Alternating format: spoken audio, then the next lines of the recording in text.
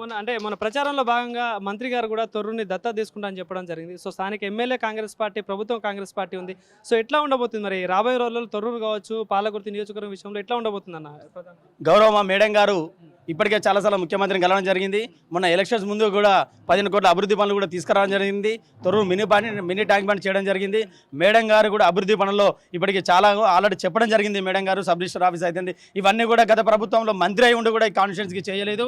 ఈరోజు ఎమ్మెల్యే గారు ఇక్కడికి తొర్రూరుని మంత్రి గారు కూడా ఇన్ఛార్జ్ పొంగిరెడ్డి శ్రీనివాసరెడ్డి అన్న గారు కూడా తొర్రూరుని అభివృద్ధి దత్తత తీసుకోవడం జరిగింది. వీళ్ళందరి కోరిక మీరు ఖచ్చితంగా వీళ్ళు తొర్రూరుని అభివృద్ధిగా నడిపిస్తారని కోరుకుంటున్నాను. అయితే కాంగ్రెస్ పార్టీ తొర్రూరు చైర్మన్ పదవి అయితే పీఠం దక్కించుకుంది. సో ఏం చెప్తారు? ముఖ్యంగా తొర్రూరు పట్టణ ప్రజలందరికీ హృదయపూర్వక నమస్కారాలు తెలియజేసుకుంటున్నాం.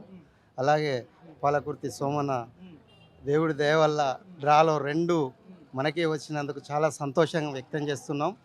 ఎమ్మెల్యే గారు, ఝాన్సీ మేడం గారు వారిద్దరి సహకారంతో ఈ పట్టణాన్ని బ్రహ్మాండంగా తీర్చిదిద్దుతారని మేమందరం తెలియజేసుకుంటున్నాం.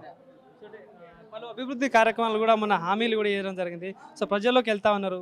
సో ఈ 6 గేట్ల విషయంలో కావచ్చు, ఈ అభివృద్ధి విషయంలో ఎట్లాంటి కార్యాచరణతో ముందుకు వెళ్తా ఉన్నారు, ఏం చెప్పారు? తప్పనిసరి గతంలో తను వదిలిపెట్టిన రోడ్లన్నీ కంకర రోడ్లు పోసి తన చుట్టమైనటువంటి కాంట్రాక్టరు అతను చేపట్టి కొంచెం కాని పనులు ఉన్నాయి.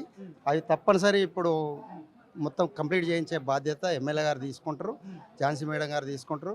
ప్రజలందరికీ హృదయపూర్వక ధన్యవాదాలు.